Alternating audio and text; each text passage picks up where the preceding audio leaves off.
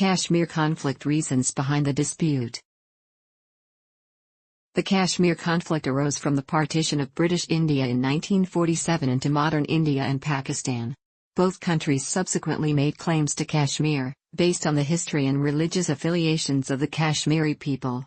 The princely state of Jammu and Kashmir, which lies strategically in the northwest of the subcontinent bordering Afghanistan and China, was formerly ruled by Maharaja Hari Singh under the paramountcy of British India.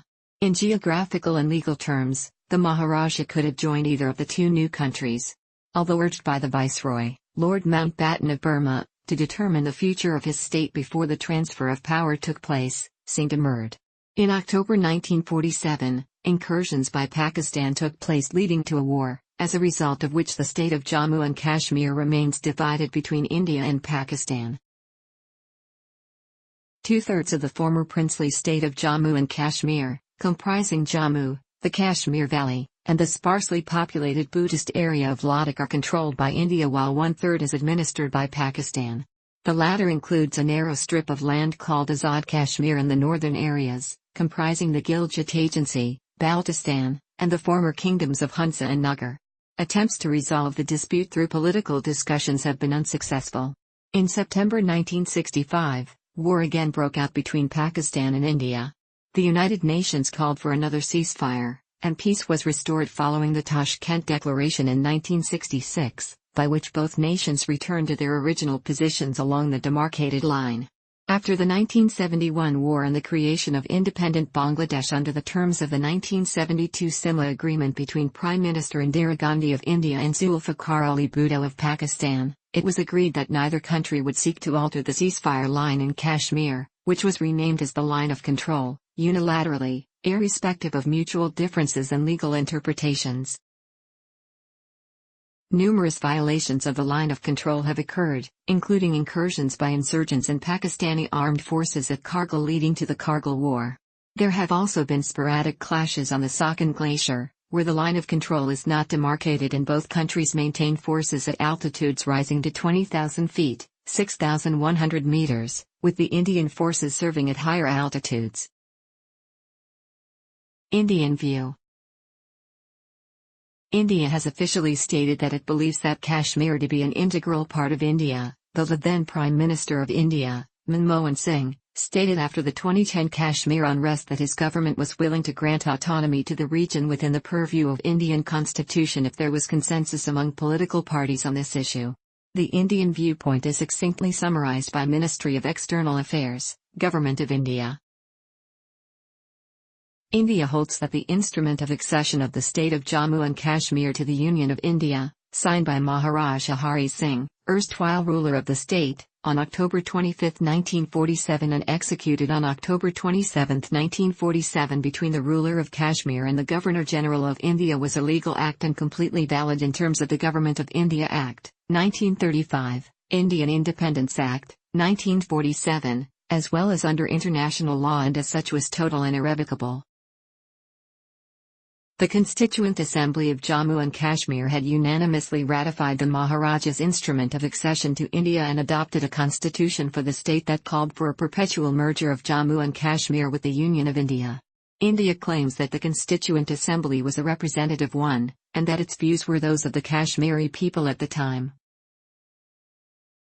United Nations Security Council Resolution 1172 tacitly accepts India's stand regarding all outstanding issues between India and Pakistan and urges the need to resolve the dispute through mutual dialogue without the need for a plebiscite in the framework of UN Charter. United Nations Security Council Resolution 47 cannot be implemented since Pakistan failed to withdraw its forces from Kashmir, which was the first step in implementing the resolution. India is also of the view that Resolution 47 is obsolete, since the geography and demographics of the region have permanently altered since its adoption. The resolution was passed by United Nations Security Council under Chapter 6 of the United Nations Charter and as such is non-binding with no mandatory enforceability, as opposed to resolutions passed under Chapter 7. India does not accept the two-nation theory that forms the basis of Pakistan's claims and considers that Kashmir, despite being a Muslim-majority state, is in many ways an integral part of secular India. The state of Jammu and Kashmir was provided with significant autonomy under Article 370 of the Constitution of India. All differences between India and Pakistan, including Kashmir, need to be settled through bilateral negotiations as agreed to by the two countries under the Simla Agreement signed on July 2, 1972. Additional Indian viewpoints regarding the broader debate over the Kashmir conflict include: in a diverse country like India, disaffection and discontent are not uncommon. Indian democracy has the necessary resilience to accommodate genuine grievances within the framework of India's sovereignty, unity, and integrity. The Government of India has expressed its willingness to accommodate the legitimate political demands of the people of the state of Kashmir. Insurgency and terrorism in Kashmir is deliberately fueled by Pakistan to create instability in the region. The Government of India has repeatedly accused Pakistan of waging a proxy war in Kashmir by providing weapons and financial assistance to terrorist groups in the region. Pakistan is trying to raise anti-India sentiment among the people of Kashmir by spreading false propaganda against India. According to the state government of Jammu and Kashmir, Pakistani radio and television channels deliberately spread hate and venom against India to alter Kashmiri opinion. India has asked the United Nations not to leave unchallenged or unaddressed the claims of moral, political, and diplomatic support for terrorism, which were clearly in contravention of United Nations Security Council Resolution 1373. This is a Chapter 7 resolution that makes it mandatory for member states to not provide active or passive support to terrorist organizations. Specifically, it has pointed out that the Pakistani government continues to support various terrorist organizations, such as Jaish-e-Mohammed and Lashkar-e-Taiba, in direct violation of this resolution. India points out reports by human rights organizations condemning Pakistan for the lack of civic liberties in Pakistan-administered Kashmir. According to India, most regions of Pakistani Kashmir, especially northern areas, continue to suffer from lack of political recognition, economic development, and basic fundamental rights. Karan Singh, the son of the last ruler of the princely state of Kashmir and Jammu, has said that the instrument of accession signed by his father was the same as signed by other states. He opined that Kashmir was therefore a part of India, and that its special status granted by Article 370 of the Indian Constitution stemmed from the fact that it had its own constitution. According to a poll in an Indian newspaper, Indians were keener to keep control of Kashmir than Pakistanis. 67% of urban Indians want New Delhi to be in full control of Kashmir. Michigan State University scholar Baljit Singh, interviewing Indian foreign policy experts in 1965, found that 77% of them favored discussions with Pakistan on all outstanding problems including the Kashmir dispute. However, only 17% were supportive of holding a plebiscite in Kashmir. The remaining 60% were pessimistic of a solution due to a distrust of Pakistan or a perception of threats to India's internal institutions. They contended that India's secularism was far from stable and the possibility of Kashmir separating from India or joining Pakistan would endanger Hindu-Muslim relations in India.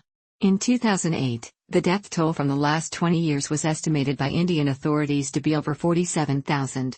In 2017, India's Union Home Minister, Rajnath Singh, demanded that Pakistan desist from demanding a plebiscite in Jammu and Kashmir, saying, "If at all a referendum is required, it is needed in Pakistan, where people should be asked whether they want to continue in Pakistan or are demanding the country's merger with India." Pakistani view.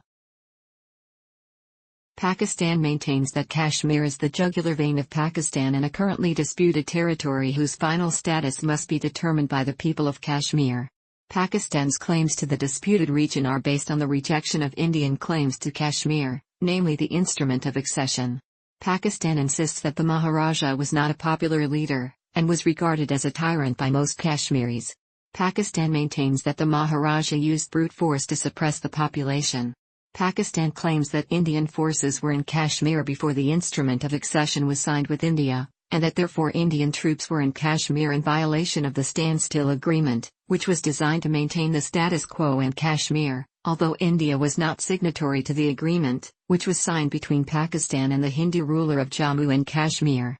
From 1990 to 1999, Some organizations reported that the Indian Armed Forces, its paramilitary groups, and counterinsurgent militias were responsible for the deaths of 4,501 Kashmiri civilians. During the same period, there were records of 4,242 women between the ages of 7 to 70 being raped. Similar allegations were also made by some human rights organizations. In short, Pakistan holds that the popular Kashmiri insurgency demonstrates that the Kashmiri people no longer wish to remain within India. Pakistan suggests that this means that Kashmir either wants to be with Pakistan or independent. According to the two-nation theory, one of the principles that is cited for the partition that created India and Pakistan, Kashmir should have been with Pakistan, because it has a Muslim majority. India has shown disregard for the resolutions of the UN Security Council and the United Nations Commission in India and Pakistan by failing to hold a plebiscite to determine the future allegiance of the state. The reason for India's disregard of the resolutions of the UN Security Council was given by India's Defence Minister, Kirshan Menon, who said, Kashmir would vote to join Pakistan and no Indian government responsible for agreeing to plebiscite would survive. Pakistan was of the view that the Maharaja of Kashmir had no right to call in the Indian army, because it held that the Maharaja of Kashmir was not a hereditary ruler and was merely a British appointee, after the British defeated Ranjit Singh who ruled the area before the British conquest. Pakistan has noted the widespread use of extrajudicial killings in Indian-administered Kashmir carried out by Indian security forces while claiming they were caught up in encounters with militants. These encounters are commonplace in Indian-administered Kashmir. The encounters go largely uninvestigated by the authorities, and the perpetrators are spared criminal prosecution. Pakistan disputes claims by India with reference to the Simla Agreement that UN resolutions on Kashmir have lost their relevance. It argues that legally and politically, UN resolutions cannot be superseded without the UN Security Council adopting a resolution to that effect. It also maintains the Simla Agreement emphasized exploring a peaceful bilateral outcome, without excluding the role of UN and other negotiations. This is based on its interpretation of Article 1I stating the principles and purposes of the Charter of the United Nations shall govern the relations between the two countries. Human rights organizations have strongly condemned Indian troops for widespread rape and murder of innocent civilians while accusing these civilians of being militants. The Chenab formula was a compromise proposed in the 1960s, in which the Kashmir Valley and other Muslim-dominated areas north of the Chenab River would go to Pakistan, and Jammu and other Hindu-dominated regions would go to India. A poll by an Indian newspaper shows 48% of Pakistanis want Islamabad to take full control of Kashmir. 47% of Pakistanis support Kashmiri independence. Former Pakistani President General Pervez Musharraf on October 16, 2014 said that Pakistan needs to incite those fighting in Kashmir. We have source, in Kashmir, besides the Pakistan Army, people in Kashmir are fighting against India.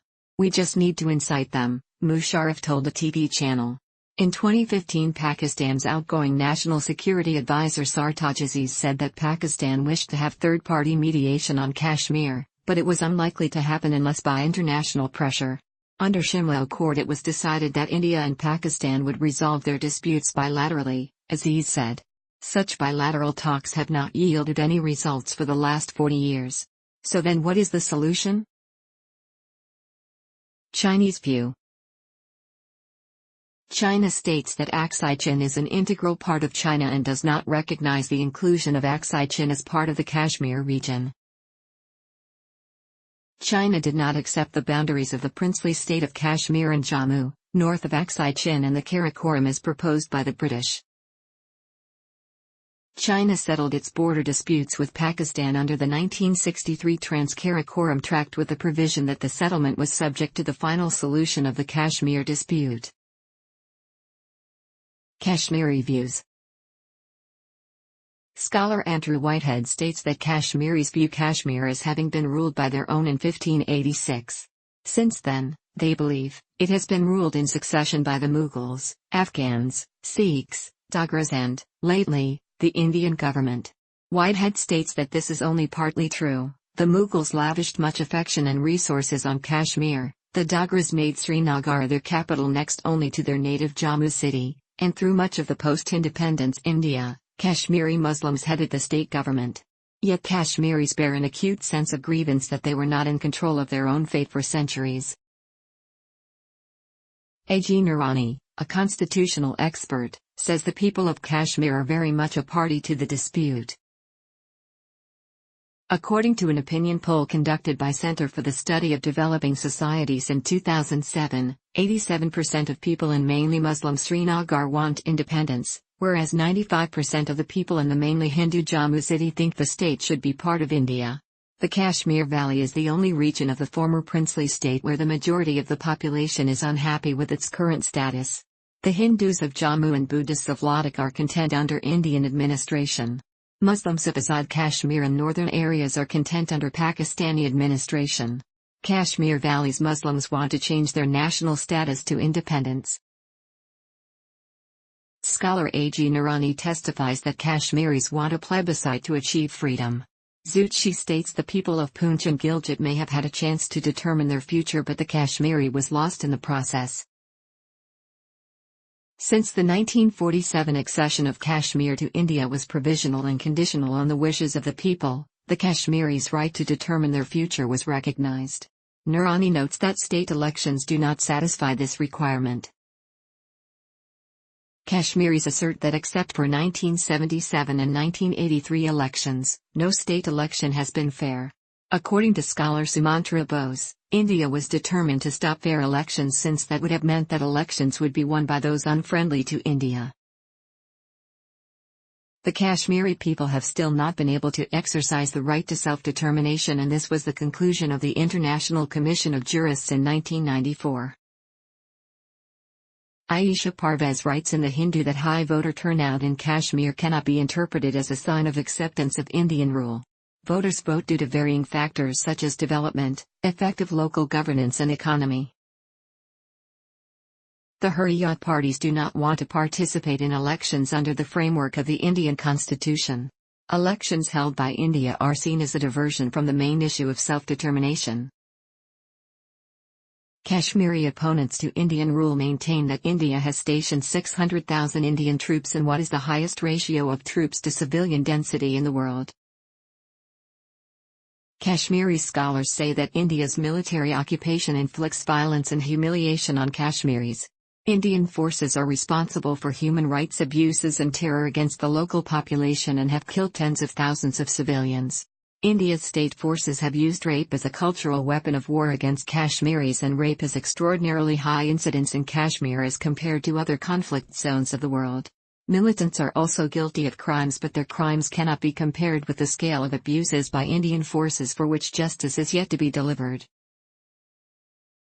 Kashmiri scholars say that India's reneging on promise of plebiscite, violations of constitutional provisions of Kashmir's autonomy and subversion of the democratic process led to the rebellion of 1989 to 1990. According to scholar Mrita Rai, the majority of Kashmiri Muslims believe they are scarcely better off under Indian rule than the 101 years of Dogra rule. According to lawyer and human rights activist K. Balagopal, Kashmiris have a distinct sense of identity, and this identity is certainly not irreligious, as Islam is very much a part of the identity that Kashmiris feel strongly for. He opined that if only non-religious identities deserve support, then no national self-determination movement can be supported, because there is no national identity, at least in the Third World, devoid of the religious dimension. Balagopal says that if India and Pakistan cannot guarantee existence and peaceful development of independent Kashmir, then Kashmiris may well choose Pakistan because of religious affinity and social and economic links. But if both can guarantee existence and peaceful development, then most Kashmiris would prefer independent Kashmir.